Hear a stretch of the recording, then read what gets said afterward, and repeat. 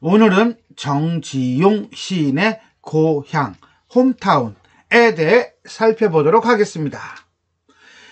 이 시는 그리워하던 고향에 돌아왔지만 옛날에 그 고향이 변해버렸어. 그래서 옛날에 그 모습이 아니야 에서 오는 상실감, 그 상실감을 노래하고 있는 작품입니다.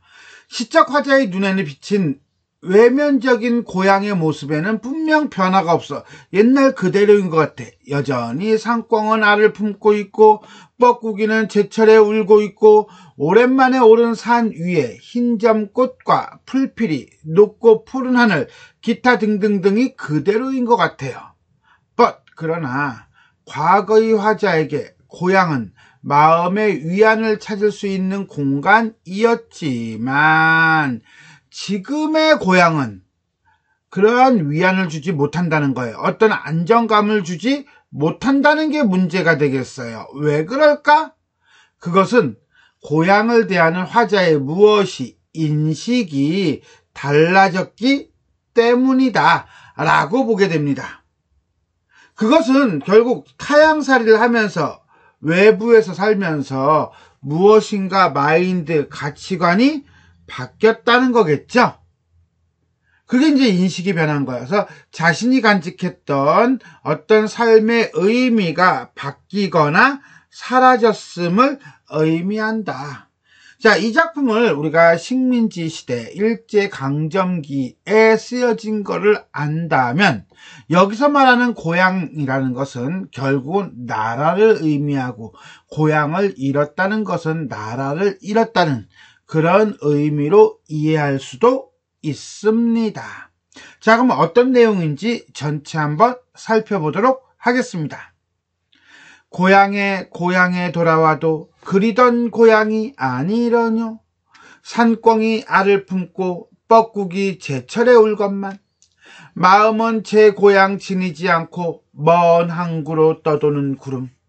오늘도 매 끝에 홀로 오르니 흰점꽃이 인정스레 웃고 어린 시절에 불던 풀피리 소리 아니 나고 메마른 입술에 쓰디쓰다. 고향에 돌아와도 그리던 하늘만이 노푸르구나. 전체 이렇게 6개 연으로 되어 있는 시, 한 연당 2줄로 되어 있네요. 공통적으로요. 자, 어떤 내용인지 한 한 구절 살펴보도록 하겠습니다. 고향에 돌아와도 그리던 고향이 아니려뇨 할 때 이 고향은 현재의 고향이죠. 시적 공간일 거예요. 화자는 고향에 돌아온 거예요. 근데 이게 고향에 돌아와도 2번 반복을 통해서 그만큼 오고 싶었다는 어떤 간절함이 있었다는 것을 보여줍니다. 그런데 문제는 내가 그렇게 그리워하던 고향이 아니더라는 거예요. 자, 이 고향은 이 고향인가요? 아니죠. 이건 현재의 고향이고 이거는 화자의 마음 속에 있던, 기억 속에 있던 그리움의 대상으로서의 고향이죠. 그러니까 이 둘은 같다고 볼 수가 없는 거예요. 그래서 아니러뇨라고 해요. 러뇨, 아니로구나가 될 거고요. 이러한 영탄적 어조는 실망감을 드러내는 효과를 준다라고 보시면 되겠습니다. 1년, 결국은 고향에 돌아왔다는 거지요.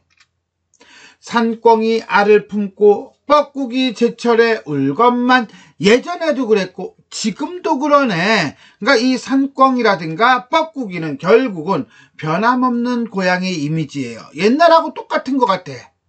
그러나 마음은, 누구의 마음? 나의 마음은 예전의 고향을 지니지 않았고, 지니지 않는다는 건 품지 않다, 느끼지 않다, 이런 뜻이라고 보시면 될 것 같아요. 즉 이 안에서 좀 전에 산꿩, 뻐꾸기 그대로이지만 나의 마음은 어때요? 그대로가 아니라는 거예요. 인식이 변했다는 거예요. 이제 화자의 마음속에 고향이라는 공간이 존재하지 않는다는 걸 의미해요. 그래서 그런가요? 화자는 먼 항구로 떠도는 구름과 같은 존재였어요. 먼이 아니고 먼, 일종의 시적 허용이고요. 심리적 거리감을 드러내면서 떠도는 구름과 같았다. 이 구름은 결국 뭡니까? 화자의 마음이죠. 떠도는 삶을 나타내는 객관적 상관물이라고 본다면 고향에 돌아왔지만 왠지 기억 속에 있는 고향이 아닌 것 같은 느낌적인 느낌이 들 수밖에 없었던 이유는 왜 그래요?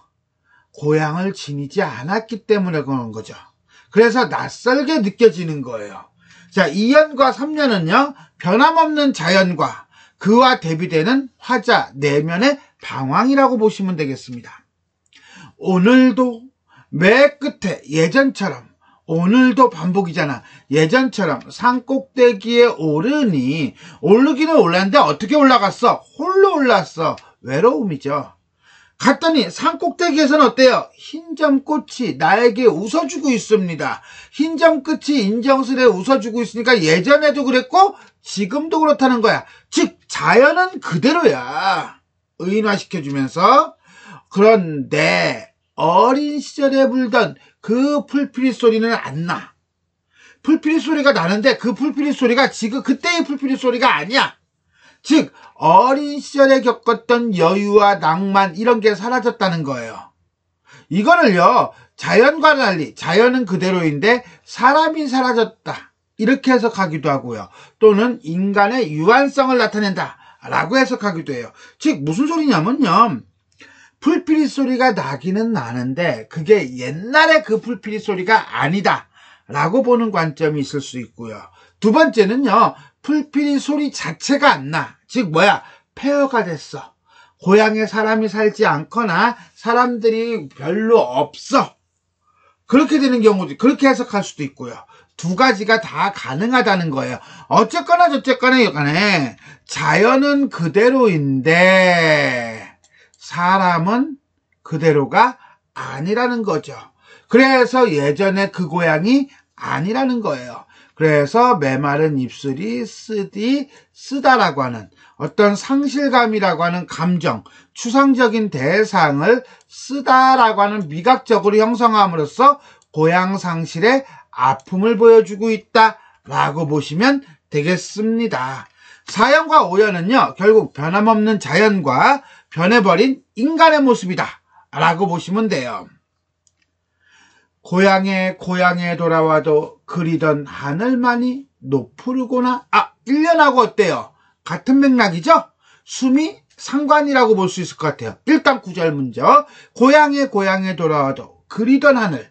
그리던 하늘은요, 1년에 뭐하고 연결돼요? 그리던 고향하고 연결돼요. 그런데 다른 건 다 변했는데 뭐만? 하늘만.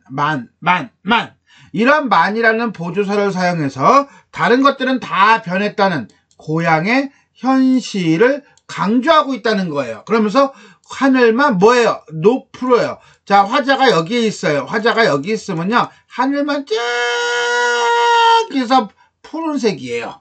즉 여기서부터 여기까지가 뭐예요? 거리감이 나타난다는 거지요. 높다라고 하는 이 어간을 통해서 거리감을 보여주고요. 이것은 고향에 대한 상실감을 보여준다. 이렇게 보시면 되겠어요.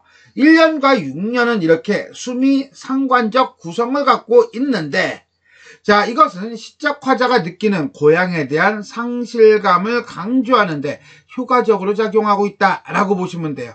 또한 완전한 동일한 구조를 반복하지 않고 약간 변형, 어디서?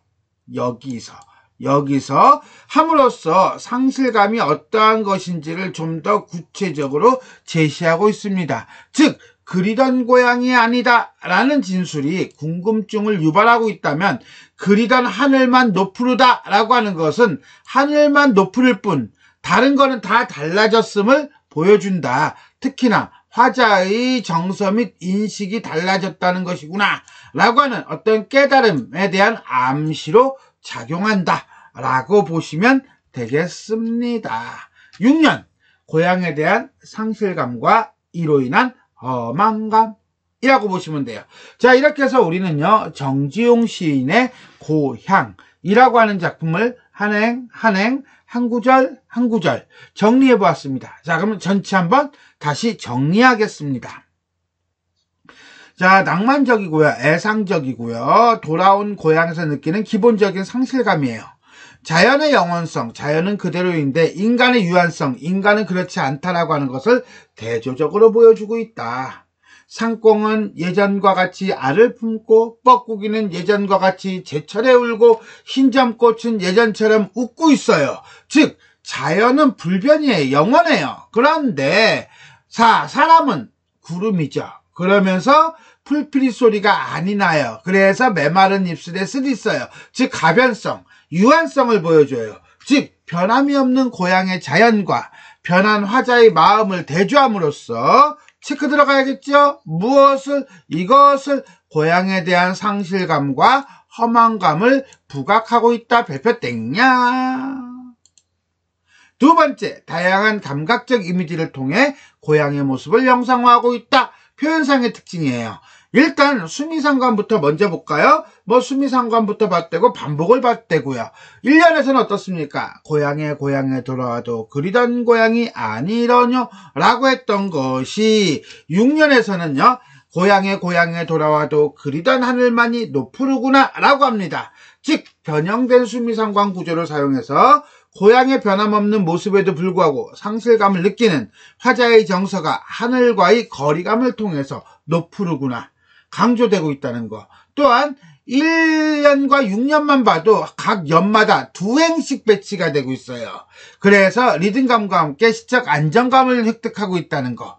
또 하나 고향에 돌아와도 그리던 고향은 아니러뇨 그리던 하늘만이 높으르구나. 전체적으로 사문보의 율격을 사용해서 전통적인 운율을 느끼게 하고 있다는 거. 요거 하나 체크하면서 아까 얘기한 감각이에요.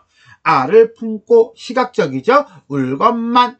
이거는 청각적이죠. 흰점꽃 색깔을 나타내면서 시각적이고요. 그 다음에 풀피리 소리, 자 청각적이면서 쓰디 쓰다 미각적이에요. 즉 시각, 청각, 미각이라는 다양한 감각적 이미지를 사용하여 고향의 모습과 화자의 심정을 효과적으로 드러내고 있다라고 보시면 되겠습니다. 자, 이렇게 해서 우리는 정지용 시인의 고향이라는 작품에 대해서 살펴보았습니다. 자, 지금까지 내용이 도움이 되셨다면 좋아요와 구독 버튼 눌러주시고요. 알림 설정 부탁드리겠습니다. 수고하셨습니다.